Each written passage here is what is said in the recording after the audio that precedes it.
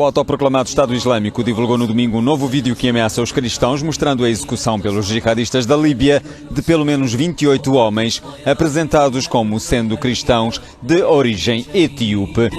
Estas imagens surgem 2 meses depois da divulgação do vídeo da execução de 21 cristãos coptas, que provocou uma operação militar egípcia de retaliação. Antes da queda do regime de Gaddafi, em 2011, trabalhavam na Líbia muitos etíopes. Cerca de 2/3 da população da Etiópia são cristãos, na maioria coptas ortodoxos, uma comunidade cuja presença no Corno de África remonta ao 1º século.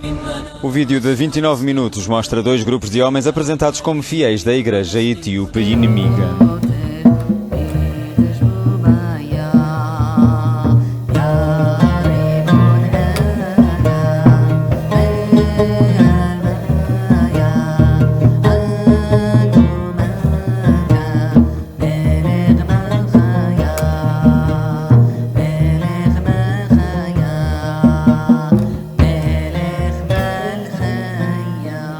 Maomé nasceu em Meca, por volta de 570 d.C.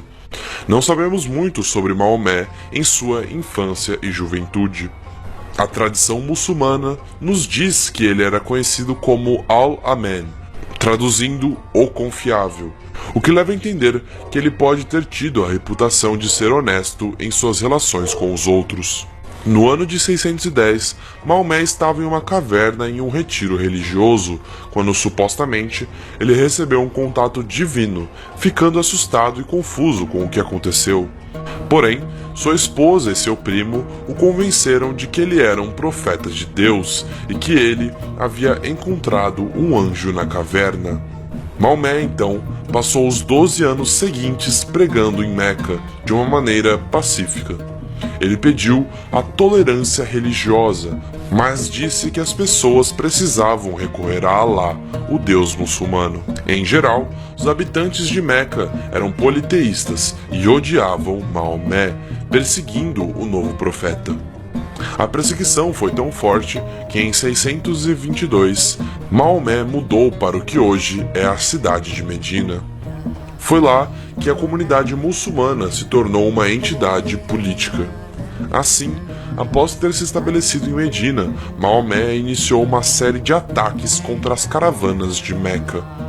Em um episódio, os muçulmanos de Maomé atacaram durante um mês sagrado em que todos tinham concordado em não lutar.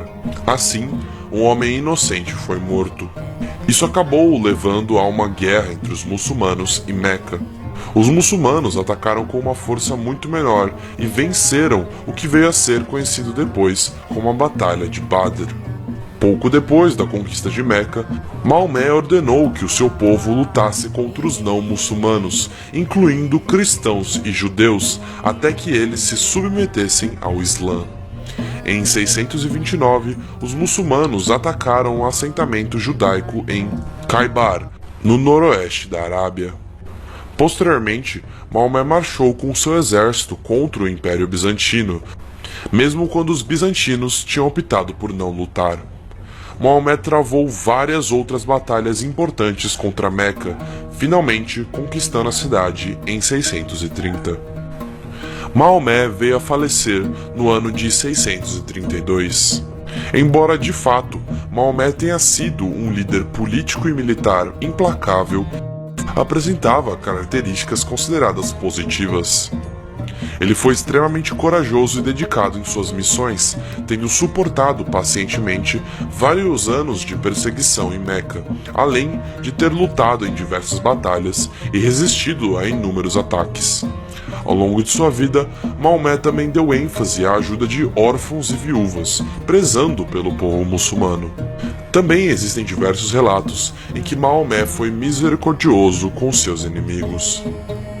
Porém, os muçulmanos tendem a se concentrar apenas nas características consideradas boas de seu profeta e ignoram completamente as qualidades menos admiráveis, que, claro, também existiram. É um fato que Maomé começou a atacar e roubar caravanas depois de deixar Meca, começando uma campanha de violência que só aumentou durante os anos. Como resultado, a ganância se tornou logo um dos principais fatores na rápida conversão das pessoas para o Islã.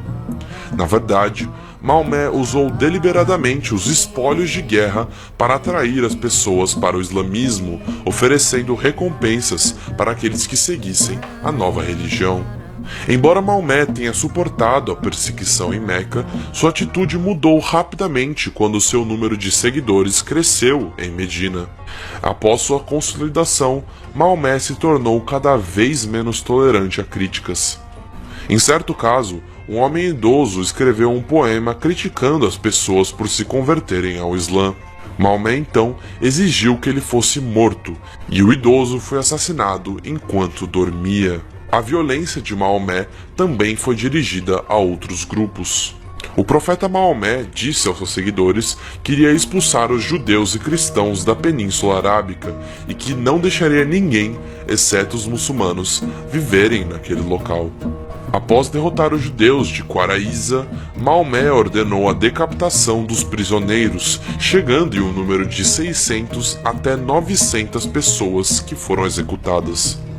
Todo judeu que tinha atingido a puberdade foi morto.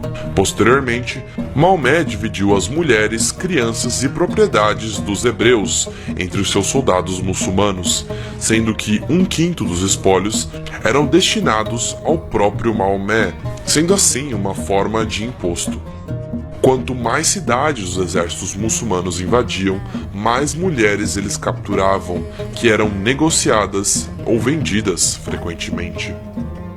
Como os soldados muçulmanos estavam longe de suas esposas, eles solicitaram da sabedoria de Alá para guiá-los no tratamento de suas mulheres prisioneiras. A mensagem de Deus, transmitida por Maomé, foi de que Alá permitiu que os soldados dormissem com as mulheres em cativeiro. Existem versículos do Alcorão que concedem aos muçulmanos o direito de fazer sexo com suas mulheres cativas e escravas, até mesmo os homens que eram casados. Outra permissão era de que os muçulmanos podiam fazer sexo inclusive com meninas que ainda não chegaram à puberdade, sendo assim. Além disso, no capítulo 65 do Alcorão, apresentam regras islâmicas para o divórcio, aonde, para que o muçulmano se divorcie de uma garota que ainda não atingiu a puberdade, ele deve esperar 3 meses para verificar se ela não está grávida. O próprio Maomé se relacionou sexualmente com uma menina pré-adolescente. Seu namoro com Aisha começou quando ela tinha apenas 6 anos de idade. Maomé teve um sonho com ela, o que levou a acreditar que Deus queria que ele casasse com a menina. Maomé, então, esperou 3 anos antes de fazer sexo com ela, quando ele tinha 43 anos e ela tinha 9. Como Maomé é o exemplo moral no Islã, suas ações afetam até hoje meninas de todo o mundo. Os muçulmanos acreditam que Maomé era moralmente perfeito. Embora a fonte primária da doutrina islâmica seja o Alcorão, este livro não é de natureza biográfica ou científica, além de não dar informações detalhadas sobre Maomé. Para aprender sobre ele, deveremos recorrer a outras 2 fontes, a literatura Hadith e Sira. Os Hadith são coleções de ditos e atos de Maomé, que têm o objetivo de descrever o que os muçulmanos deveriam fazer em determinada situação, com base nos exemplos dados pelo profeta Maomé. Já os escritores da Sira tentam escrever relatos completos da vida de Maomé, e esses escritos são, portanto, bastante semelhantes às biografias modernas. Aqui encontramos um problema significativo para uma investigação histórica. O Hadith e a Sira foram escritos séculos após a morte de Maomé. Esse intervalo de tempo faz questionarmos grande parte da vida de Maomé. Os muçulmanos proclamam com confiança que Maomé seria um homem que todas as pessoas deveriam imitar, como o próprio Alcorão cita. Veja, como citei anteriormente, Maomé de fato foi um homem de seu tempo. Hoje em dia, governos e movimentos religiosos tentam reescrever a história como eles gostariam que ela fosse. De fato, existe uma tradição de censura dentro do mundo islâmico, onde comentaristas não muçulmanos evitam aspectos chaves da vida de Maomé por medo de ofender os islâmicos.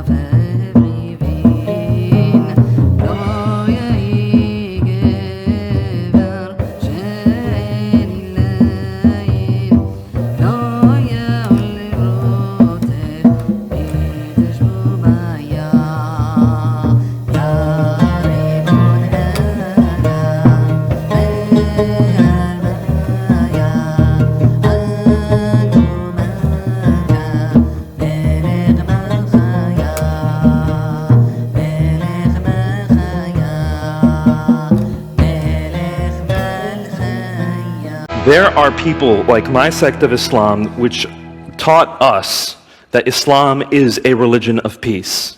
The slogan of our sect of Islam was love for all, hatred for none. So we were taught to love everyone, and that Islam truly was a religion of peace. So when I told people Islam is a religion of peace, when I saw 9/11 happen and those buildings getting knocked down, my response was, how could this happen in the name of my faith? Literally, who hijacked my faith and those planes to make Islam look violent? It was at that time that I started investigating this matter deeply, because I started conversing with friends, and they would say things like, well, you've got verses in the Quran that are rather violent. For example, chapter 9, verse 5. Lay siege to the infidels, take them captive, and kill them wherever you find them. That's kind of violent. I'd say, yeah, but that was in a context of a war where the Muslims were trying to defend themselves. And so that wasn't a violent verse, that was a verse about defense, and that was the context. But was it? As I started investigating, I truly did believe that the context was all defensive battles in the Quran. But the more I investigated, the more I realized that was simply not the case. Chapter 9, verse 5 Okay, so chapter 9 is the most violent chapter of the Quran. It's Surah At-Tawbah.